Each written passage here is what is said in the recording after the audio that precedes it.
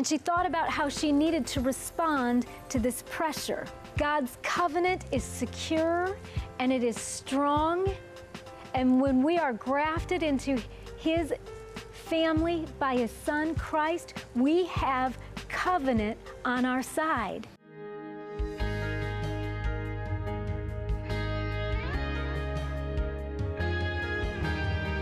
Well, they say one of the very worst times to make good decisions is when you're under a lot of pressure. So today on Bridges, we're going to talk about peace under pressure. So glad that you could join us today, and I'm so glad that all of you could come out and join us today. We've got a group here today from the Beauty for Ashes Ministry, and we welcome all of you, and a group also from Vessels of Honor, and we're so glad to have you as well. So we're going to talk about peace under pressure. And how many of you have really ever had to make a decision where like there was a lot of pressure going on and it became hard to make a good decision? I mean, we even know with little things like grocery shopping. Go to the grocery store hungry, that bill is way big. You know what I'm saying? Like everything looks good.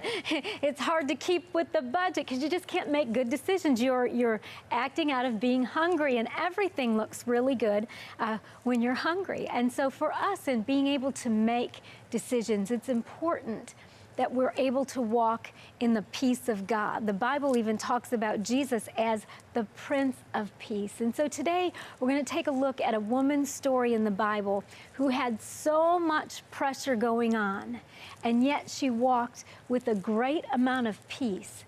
And she made God-honoring decisions that helped her in her present, but really helped her throughout her life. And her faith really still speaks to all of us today about peace under pressure and what God can do in us and through us if we will dare to trust Him when the pressure is up full throttle. So we're going to look at Ruth. And if any of you know the story of Ruth, Ruth is a young woman in the Old Testament who had a lot of pressure going on in her life. She had a lot of tragic loss going on. She had a mother-in-law, Naomi, that she loved dearly, but she had lost her father-in-law. She had lost her husband. She lost her brother-in-law. And, you know, that is a lot of tragic loss for anyone to go through. And her sister-in-law, while she didn't lose her sister-in-law to death, she did lose that relationship because the sister-in-law elected to move back to be with her parents, with her family, because she had lost her husband as well. So we're talking about a lot of loss of relationship, tragic, unexpected death of two young men. And I know that a lot of times, you know, when we read the Bible, we think, well, you know, but that's Ruth in the Bible. You know, it wasn't like that hard for Ruth in the Bible because we have the privilege of knowing how it all worked out and the end of the story. But if we had met Ruth on day one, like the day that she lost her husband, or the day that she lost her brother-in-law, or the day that her sister-in-law, who she was probably close to, moved back to be with her parents, there would have been a lot of pressure. There would have been a lot of loss. There would have been a lot of tears. She would have had all the normal questions that you and I would have if our whole life was turned upside down. Because if our whole life was turned upside down, we would be thinking like, well, where do I live now? Right? Because she'd been living with her husband near her mother-in-law and father-in-law. Where do I move? How do I move? How do I get people to help me move? I love my mother-in-law, but she's like really bitter right about now. There's a point in the Bible where the mother-in-law says, don't call me by my name, Naomi. Call me Mara, call me bitter, because I'm bitter. I came here full, and now I'm empty. You ever been around somebody that's bitter? You know, kind of you want to cut the visit short, don't you? You don't want to be hanging around a long time because it's a lot to handle. So what she's left with, Ruth, is a bitter mother-in-law, and she's got to be thinking about, okay, so I don't have a husband. Like, I had a husband just a couple of weeks ago. We had hopes of a happy marriage. Maybe they had hopes of having children. hopes of where they would live. It's so easy to look at Bible characters as, well, that's just Ruth in the Bible, but Ruth is no different than any one of you or than me. We all have hopes, we have dreams, we have plans of how things will work out. I'm about sure when she got married, she thought about a long, happy life with her husband, a lovely relationship with her in-laws, having at least as one of her closest friends, her sister-in-law and her brother-in-law. They had those hopes, and those are all dashed, and she had to have thoughts. She had to have concerns about, where will I live? Where will I move? How will I eat? How about the question, will I ever be happy again? How about the question, will I ever feel peace again? Or will I just feel all this pressure to make all of these decisions? And yet, in all of this that she's going through, she has some thoughts. And she has some thoughts about God. And she has thoughts about family. And she has thoughts about work. And she has thoughts about provision. And so, in the midst of all of her pressure, she has divine order. She has some peace to work with, and I want us to look at that, because the first thing that she does is she thinks about God and she thinks about her family. Look with me at Ruth 1, and starting in verse 16, and I'll read from the New Living Translation. This is Ruth speaking to her mother-in-law. But Ruth replied, "Don't ask me to leave you and turn back. Wherever you go, I will go. Wherever you live, I will live. Your people will be my people, and your God will be my God. Wherever you die, I will die, and I will be buried. May the Lord punish me severely if I allow anything but death to separate us." When Naomi saw that Ruth was determined to go with her, she said nothing more. So Ruth is under all of this pressure, under the need to make all of these major life decisions. And yet she didn't succumb to the pressure to just make the pressure go away, to go back and to live with her family, which would have been far easier than to face what she was facing. But she thought about, from that scripture you can see, she thought about God, and she thought about covenant, and she thought about how she needed to respond to this pressure. And one of the things that we need to understand is that when pressure is coming from the outside and when pressure is coming from the inside, we need to pause and we need to think about God. We need to remember God, and we need to remember that He is a covenant-keeping God. Everything in life moves, shifts, and changes, but God. God's covenant is secure and it is strong, and when we are grafted into His family by His Son, Christ, we have covenant on our side. We are not orphans, no matter how much pressure that we are under. We are never all the way alone. Even if everybody lives far, far away from us and we are isolated, we have a covenant-keeping God that will never leave us and that will never forsake us. So Ruth begins to make some decisions that will honor God. If you want peace under pressure, make decisions that will honor God. Look for places where you can keep covenant and what you can do to honor God. Ruth had the pressure of, I've kind of lost everything and everybody, so I just need to take care of myself. And that could have looked like anything. That could have looked like stealing. That could have looked like just going out and finding another man real quick and in a hurry. That could have looked like running away. I mean, that could have looked like anything. You think about it, and for most of us, when we've made really poor choices, it's because there's a lot of pressure. Pressure's banging on the door. Do something, do something, do something, do something. And we're like, oh, okay, that's what I'll do. And then a week later, we're like, You know, and sometimes it can happen like in a financial way, like at a car lot. You think you're just going to look for a car, and then you see one. And you ever notice on the car lot how they're all really shiny cars? Even the previously owned, they're like really shiny. You notice how they're all cleaned. You can see the vacuum lines in there and they smell good. And you think you're just going to price things, right? And you go there and there's Mr. Nice Shiny Car and it smells good and it looks good. And then, you know, Mr. Salesman or Saleswoman comes to you. Pressure, pressure, pressure. We can do this for you. It'll only be $299 for the rest of your life every month. Pressure, pressure, pressure. And we start thinking, well, you know, it is nice. And oh boy, you know, right now, bumper stickers are holding my car together. You know, maybe I don't need to wait for the next couple of years and save. Maybe I need to do this. Pressure. How many have done that? Signed on a dotted line, whether it's a car, a house, clothes, whatever, and we're sorry we did it. Like, we wish we could take it back. But with cars, there's no cooling off period. You get it? You get it. And that pressure to take care of ourselves, that pressure sometimes to make things look good, that pressure that, well, you know, nobody saw me through the last time, I just need to step in and do something about this.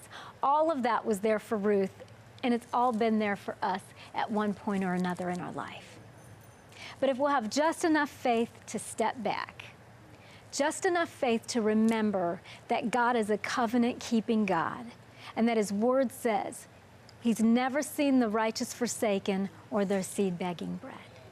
That His Word says that He is not a man that He would lie, that He never abandons the work of His hands. We are the work of His hands. He is not going to let us go. We think we find God, but He has been pursuing us. Every single day of our life, He has been pursuing us. On our worst day, He's been pursuing us. So when you're under pressure, if you can just remember God, remember covenant. And then Ruth also thought about something else that shows what a diligent woman she is and how she understands God's plan. And that is, she thought about work. Now, I know for a lot of people, they don't want to be thinking about work. Work is a part of God's plan. And work has been a part of God's plan even before the fall. And work involves faith, work involves self-control, and work involves humility. Look with me at Ruth 2, and I'll read verses 2 and 3. One day, Ruth the Moabite said to Naomi, "Let me go out into the fields to pick up the stalks of grain left behind by anyone who is kind enough to let me do it." Naomi replied, "All right, my daughter, go ahead." So Ruth went out to gather grain behind the harvesters. As it happened, she found herself working in a field that belonged to Boaz, the relative of her father-in-law, Elimelech. Now, we all know that there are jobs, you know, and then there are jobs, and then there are jobs. I would just imagine that the work or the job involved of, you know, going to pick up behind what people have dropped and left behind would not be the job that we would put on Facebook. Do you know what I'm saying? That wouldn't be the one that we would tweet about or that we would tell our family about all excitedly, like, I got my dream job, here's my chance, here's my blessed opportunity. This young lady says, let me go to the harvest field to pick up the stalks of grain left behind by anybody who's kind enough to let me do it. So we see that not only does she want to work, but that she's like really humble about it. She understood that God's plan is if you don't work, you don't eat. It's not other people's responsibility to take care of all of our needs. Now, if we're in the hospital, if we've got some, you know, medical problem, of course, that's where we bear one another's burdens and we help. But when we are able-bodied, it is God's plan for us to work. So this young woman, rather than going to find a man to provide for her right away, rather than her demanding that her mother-in-law do it, right? Rather than saying somebody needs to take care of me, she gets this bright idea. It may not be the best work, but I can do that job. And you all, sometimes when it's peace under pressure, it may not always look like the most golden opportunity or the most lofty thing, but it's what's there. Do what's there. Do what you can and trust God with the results. Amen. Because she understood that work brings structure. Work teaches us self-control. Work teaches us how to do things, how to get along with other people, and we feel good when we're productive. Those are all God-honoring concepts, and when everything in our life has gone wrong, work can be a very important part of the rebuilding process. Even Jesus worked. He was a carpenter. It takes faith to make the right decisions and to work hard when you're under a lot of pressure. It had to take everything she had to get out there in that field with all of that loss and all of that tragedy, and yet still say, whoever's kind enough to leave something, I'm just going to go pick up what they've left behind. She wanted to provide. She wanted to take food back to Naomi, her mother-in-law. And of course, she wanted to eat herself. I mean, don't you know food is good, right? I get done eating breakfast, I'm thinking about, okay, what's for lunch? God blesses the hands of the diligent. When we're under pressure, it's important to be diligent, to exercise faith and self-control. Hebrews 11:6-7 says, and it is impossible to please God without faith. Anyone who wants to come to him must believe that God exists and that he rewards those who diligently seek him. If you want to be rewarded by God, seek him. Do what God says to do. This is what Ruth is doing. She's seeking God. You might say, no, she's back there harvesting, picking up after the harvesters. You all, she's exercising faith. She's exercising self-control. She's readily admitted that while she's lost everything in her life and she doesn't have much, she's willing to do what she can, and that is faith. That's peace under pressure. That's instead of folding and saying everything has gone wrong, I'm just going to lay down and let other people do it. She's like, you know what? I'm going to be a part of the solution here. I'm going to be a part of this. I'm going to do my part. It's very important, especially when we're under pressure. Do everything that you can in the natural and let God take care of the supernatural. God doesn't do our part, and we don't do his part. God doesn't come down and put our Pop-Tarts in the toaster for us. That's for us to do. But when we've done everything that we can and need to do, you trust me, he will do the supernatural, and he does it for Ruth. Stay with me in Ruth 2 and verse 4. While she was there, speaking of Ruth, Boaz arrived from Bethlehem and greeted the harvesters. "The Lord be with you," he said. "The Lord bless you," the harvesters replied. Then Boaz asked his foreman, "Who's that young woman over there? Who does she belong to?" And the foreman replied, "She's the young woman from Moab who came back with Naomi. She asked me this morning if she could gather grain behind the harvesters. She's been hard at work ever since, except for a few minutes of rest in the shelter." Boaz went over and said to Ruth, "Listen, my daughter. Stay right here with us when you gather grain. Don't go to any other fields. Stay right behind the young women working in my field. See what part of the field they are harvesting, and then follow them. I have warned the young men not to treat you roughly. And when you are thirsty, help yourself to the water they have drawn from the well." You all, this is a miracle. Okay, this is supernatural, and this is what I mean, that when we do what we can in the natural, when we are under pressure, God will do the supernatural. Ruth could have said, "I'm under so much pressure, I just got to do for myself," but what she did is she did what she could, and God brought more provision and brought protection for her. And you know, many times women can look at it that, you know, we are more vulnerable in some ways than men, and I don't mean that against us one iota, because in some ways physically we're usually smaller and not as strong, so we are more vulnerable, but we don't have to sell ourselves out to any man. because God is always going to take care of us when we follow him. We don't ever have to lose our femininity. God is taking care of Ruth out in this field. He said to the men, don't mess with her. And he's told her where she can gather and where she can gather safely. And so when there seems to be no way, God is going to make a way. If we will walk in his peace and do things his way when we are under the pressures of life, it's not always going to be easy, but he's going to make a way. It's not easy for Ruth to be out in these fields. It's just not easy to work all day in fields. It just couldn't possibly be. And you're picking up other people's leftovers, and I could see a lot of people getting resentful about that. But she does it anyway because it's the right thing to do. And you all, sometimes there's just stuff in our path that it's just the right thing to do. It doesn't look good, it doesn't feel good, and you might say, well, that's not the Lord. Sometimes it is. We learn great lessons that way. Peace is to acknowledge God's ability and his willingness to help us. Never make a decision that is fueled by pressure. Make decisions that are fueled by faith. And as you look at Ruth's life, and as it moves on, there comes a point where Naomi, her bitter mother-in-law, gets happy. And she starts saying, well, Ruth, how are you bringing us such good things to eat? And Ruth is like, I've been out there working. Good things come to those who will work by faith. God opens doors when we do what we can. God opens doors for the rest.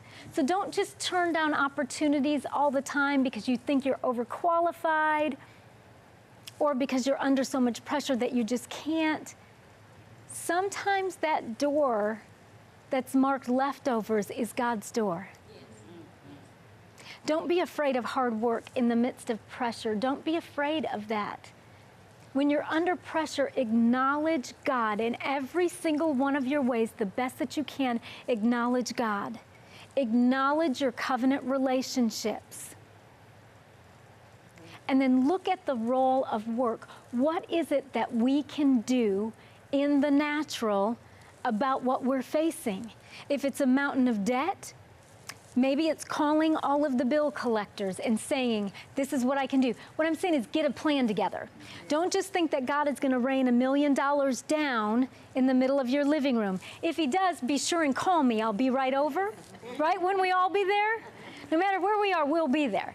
But that's not typically how God works. He honors our efforts. He honors our faith. And it takes faith to work. It takes faith to be diligent. I'm about sure Ruth had a few days that if it would have been possible to stay at home and pull the covers up over her head, she would do that. I've wanted to do that before. Kind of the alarm goes off and you think, not so much today. But if we want God's best, we fulfill our responsibilities. And as we work, God brings provision. As we do what we can in the natural, God does his part in the supernatural.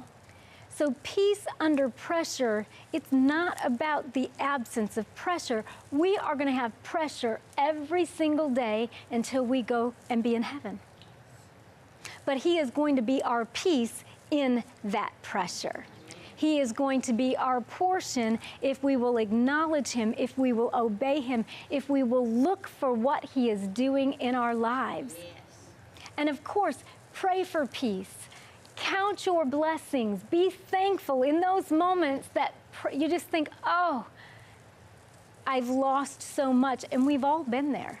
We've all had moments that you think, my life, it's just not ever going to be the same again.